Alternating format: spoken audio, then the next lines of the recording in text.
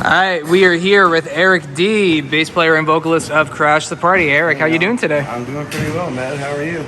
Doing pretty good, doing pretty well, man. So we're gonna do a little rig rundown. What do you got running over here in Bassland? Yeah, Bassland, you know, I got a nice little, Donner power supply here. It does the trick. The beautiful Digitech drop pedal, which I think is honestly the best detuning pedal. And how many different settings are you using on this pedal throughout the honestly, night? just the one. I detune just a half step. Okay. For most of the things we use, but it can go down to an octave, which is rad, and sustain it if you want, and it's cool. Sure.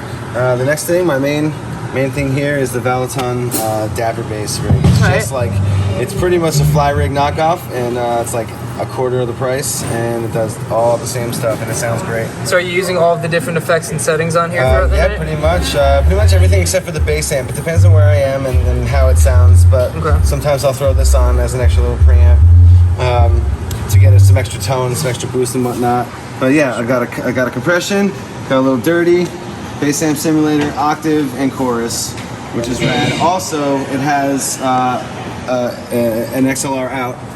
So if I wanted to run directly from there, I could. Sure. Which is rad. That's awesome. Yeah. So let's take a look at your bass amp while we're talking about amplification. So what's your main head right here? Right here, this Mark Bass Tube 800. This bad boy came to me because my SBT7 Pro broke on July 3rd, and I needed a head for July 4th. This was the only one that Guitar Center had, but I'm really happy they did because I love Mark Bass products. Yeah. And, I was actually looking for a Mark Bass head because they're light and they're really, really durable, and they sound just. I was gonna say that thing weighs practically nothing. Practically nothing. And then you have a matching cabinet to go with it too. What do you got here? This is the Traveler 2x10. Okay. Also about 12 to 13 pounds max. And just that's awesome. Beast. That's great, man. Yeah, dude. So let's hop over to your basses. You got two beauties over here. So what's your main? My main one I use, my main squeeze is my Fender jazz bass, but it is a different edition where it has two humbuckers instead, and it gets pretty gnarly. And that's kind of why I love it. And is that the kind of tone that you're going for? Something with a little bit more meat and punch? You know, I really love jazz basses, but you know, I feel like sometimes they can get a little thin. Sure. This one can go, you know, can get both tones. I can get a thinner tone if I really want to, or I can really dig in and get something really heavy and mean. That's awesome. And pretty if I want. And what's your backup over here? This backup, though, I like to just consider it a secondary because this bad boy is the Talman TMB 100 by Ibanez, and this is just primo bass for the price. And I really can't stress enough how good this bass sounds and how versatile the sound is for how little it costs. I was gonna say this bass retails like less than $250, right? Yeah, it's like $250 max anywhere. Yeah. Like, I wouldn't, if you see it for anywhere for more, don't buy that because they're really off. But yeah, man, it records great, it sounds great, it feels great, it's super light. The PJ, like I usually have it riding about in between both, so I can get the P, you know, pick up it also, like the J sound if I need to go a little thinner. I rarely play back here. I usually play here for both. Okay. I feel like this sound gets a little too thin, but if you know I need to back off a little bit, if someone's soloing a little quieter or whatever, I can throw over here. A little bit thinner tone. And do you use that bass on any specific songs, or is it just a secondary bass? Secondary bass / whatever bass I kind of feel like using that night. I was, you know, considering starting the show off with this one. Sure. And with the Ibanez, and then switching off to the J bass. But we'll see. We'll see how I feel. That's awesome, man. Thank you so much for your time. Dude, thank you. What's up, everyone? Zach Seif from Crash the Party here. I'm sorry. I didn't expect that. We're gonna do a little guitar rig rundown. You guys have seen my stuff on my own channel before, obviously, but we're gonna go a little bit more in depth and go through exactly what I use for Crash the Party. So let's check out over here first. So for my main tone, as you guys know, big Fractal fan. This is the Fractal Audio FM3. It's got amp modeling and effects processing in it. And throughout the night, I'm cycling between 8 main tones. On this button over here, I have a totally clean channel for my funk tones, one with a little bit of chorus for the 80s stuff, and then when I hold it, I get more of an ambient pad sound. So songs that don't really have guitar in it, I can kind of add a little ambience and depth to it. Over here, I've got my 2 main crunch tones, which has a crunch, a solo boost with delay, and if I hold it down, I have my acoustic piezo tone. Sometimes we do some Spanish stuff where I like to have an acoustic guitar tone, so it works really well for that. And for my last button, I have my rhythm tone, and my rhythm solo tone, which has the delay and the EQ. And if you want to get a little bit more in depth, if we come check out my signal chain over here, I'm running a pitch block to go between standard and half step down, just kind of like Eric's Digitech. I have a compressor, which I only use on my clean channel, phaser, which I can kick on and off with this 2-button foot switch over here. I can also kick the chorus on and off whenever I want as well. As far as amps go, I'm running Mesa Boogie across the board. As you guys know, I have a Mesa JP2C at home, so I switch between the clean channel and the different crunch channels through there. And that's where my guitar tone comes from throughout the night. Nice and simple. So over here in Guitar Land, you guys know this one the most. This is my 2019 Custom 2408 from Paul Reed Smith. This is my main guitar. Right now for Crash the Party, it's mostly a backup secondary guitar, so I'll usually start the night with this, and if we ever go to drop D for our Misery Business mashup, I'll grab this guitar, throw it in drop D, because I have the bridge blocked with a 3D trem block back here that my friend custom made for the routing here, so if I break a string or detune, it doesn't knock the guitar out. This guitar is totally stock. I put ebony tuners on it and a custom truss rod cover from WEC inlays. This thing's awesome from Canada. Other than that, 10 to 46 gauge D'Addario strings across the board, stock 8515 pickups, Dunlop strap locks, and a nice Polyphia DiMarzio strap to go with it. Can't beat it. And then if anything that happens to that and I need another hardtail backup, I've got my Kiesel Vader. This is my headless boy. I'll use this every now and then if I just want a different look or aesthetic, or if it's a really tight stage and I don't want to smack anyone in the head with it. This guy's got alder body, maple top, maple neck, zebra wood, fretboard, mother of pearl diamond inlays. I've got lumen leg glow in the dark side dots on it, DiMarzio strap locks with the cherry blossom bridge strap, whatever this thing is called. And last but not least, we have the star of the show. This is my main guitar for Crash the Party. As you guys know, massive Dream Theater fan. John Petrucci is my hero. So I'm rocking a beautiful Sahara Burst flame top JP15. This one is flame maple veneer, flame maple neck, fretboard, and top with a mahogany body. It's got a beautiful grain pattern to it. It does. Bolt-on neck. DiMarzio JP illuminator pickups for some nice bite and mid-range. 3-way piezo toggle, 3-way pickup selector. I keep it split so that when I go to the middle position, I get more like a Stratocaster split sound, and it just kind of helps to fill a specific sonic gap better. This is my only guitar with a floating bridge. I use it mostly when I do the Beat It solo and whenever I have a woman on stage to kind of rock out. Strap locks as well. I don't know. This is a J Koo strap. I got this when I bought an artist package PRS, and it just kind of matches the guitar so well.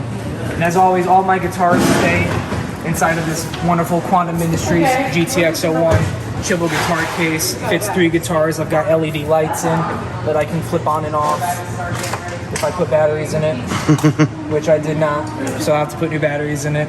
But that's where they all live. And last but not least, we've got, for stage volume, we have a Marshall 1968 slant cabinet. I got this for a steal, and it's got the stock for 12-inch greenback 25s in it. And powering it is a Seymour Duncan Power Stage 170. It's a 170 watt power amp with a 3-band EQ. I keep it relatively flat, and I only boost what's needed depending on the room I'm in. I usually run about half volume, and it doesn't clip or anything. In terms of cables, I use Hosa speaker cables, Mogami 1/4-inch, and XLR throughout the board. And then guitar picks, we've got Dunlop. These are the Eric Johnson and Jason Richardson signatures. They're both 1.38 millimeter. I just kind of switch between the two throughout the night if I want a slightly smoother feel or a little bit more of a pronounced bite. And then, of course, my wonderful JH Audio custom in-ears. These are these 16 V2s. They've got 10 drivers per side.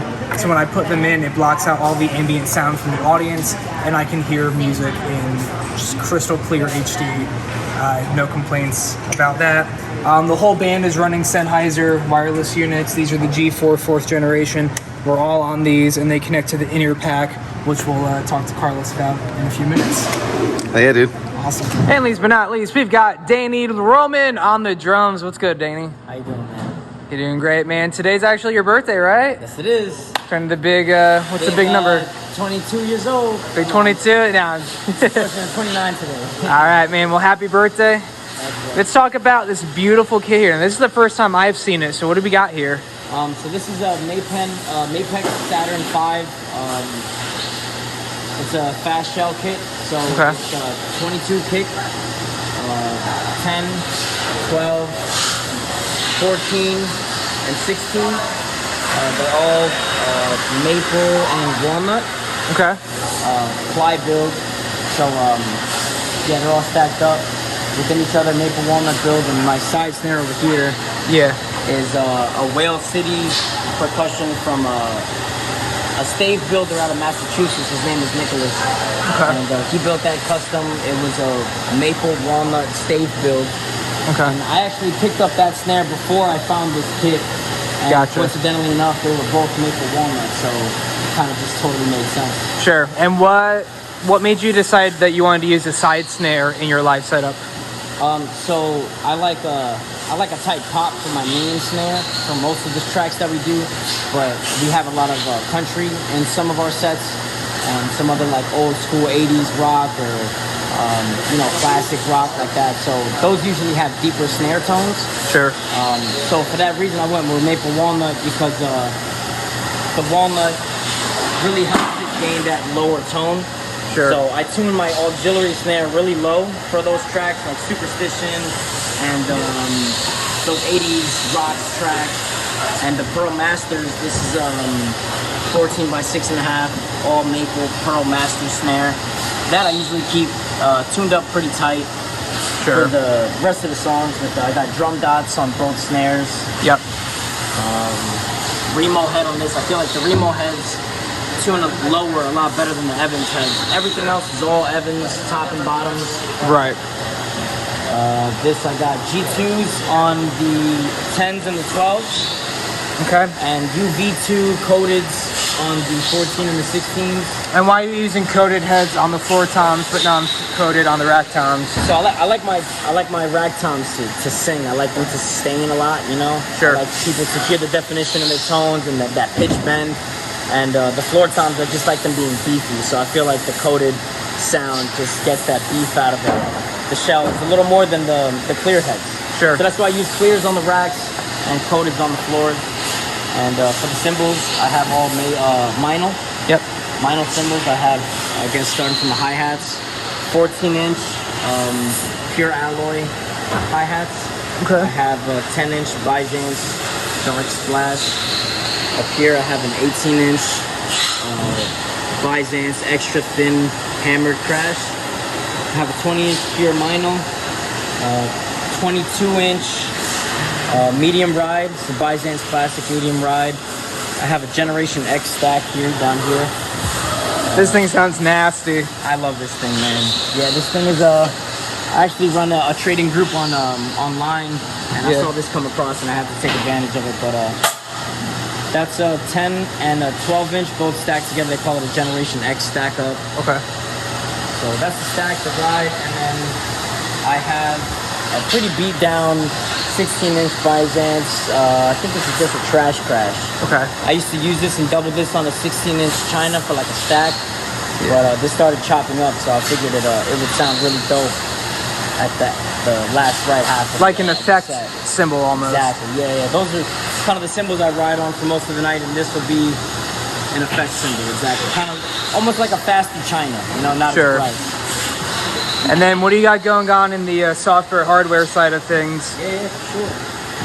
So over here I have, on the left I have a Roland SPD SX. I run all of the effects through this via 1/4-inch cable mono out to the rack.